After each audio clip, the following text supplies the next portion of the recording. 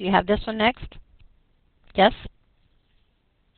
Okay, I have a 64 Newton block, rest initially at the top of 30-meter inclined plane, angle 30, mu is that, find the final velocity. Okay.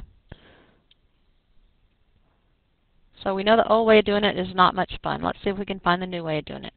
So we're going to say PE at the top plus KE at the top minus the work done by friction is equal to KE at the bottom plus PE at the bottom. Now the beauty of it is I can pick the bottom to have no potential energy at all, so I can get rid of that.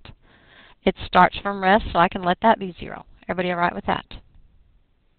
So now I really wind up with mg height at the top minus the work done by friction is equal to 1/2 m speed at the bottom squared. Okay, I'm going to find the force of friction before I go much further. So the force of friction is mu times force normal. Mu is 0.1. Force normal is this little rascal right here, which is equal to FGY. So that's going to be mg, which is 64 newtons, times the cosine of 30.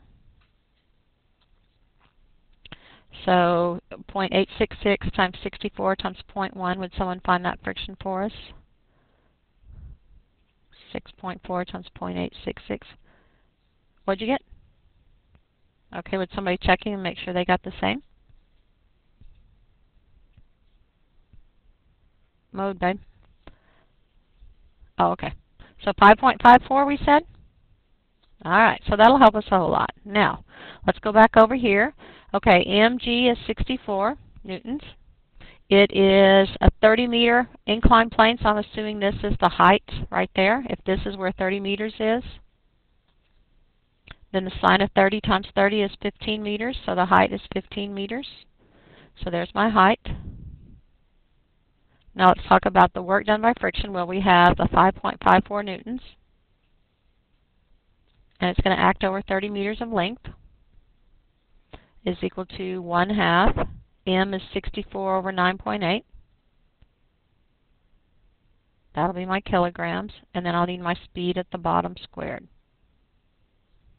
Now notice that when I did this, this negative sign takes care of the cosine of 180, because I know it's going to be a -1, so that's why I slipped that negative sign in there. All right, so 64 times 100 or times 15 is 960, I think. Yes, okay, and this is going to be a 12 and a 6 and a 16, and so that's going to be 166.2, but somebody better check me. Yes, are we good there? Uh-huh. So what is 64 over 9.8, somebody? 6.53. So there's our mass in kilograms, equals 1/2 6.53 kilograms times the speed at the bottom squared. Okay, 166.2, is that what you got, Garrett? Yeah, that's what it says. So let me write it a little bit more legibly, 166.2. So now when I do this minus this, I'm going to get 793.8. Is that right? Okay, half of 6.53 is going to be 3.265. Close enough. Speed at the bottom squared. So I'm going to divide both sides by 3.265.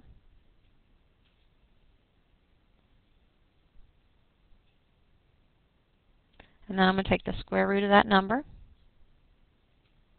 So what do you get when you do 793.8 divided by 3.265? 243 point what? 0.12? Meters squared over seconds squared. Now I want to square root both of those, right? So V is going to be, what'd you get? 15.59? Good enough. So there's our speed at the bottom of the ramp.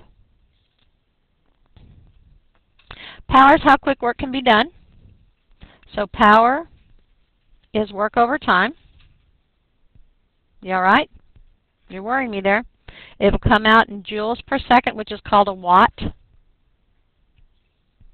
There's also another way to write power.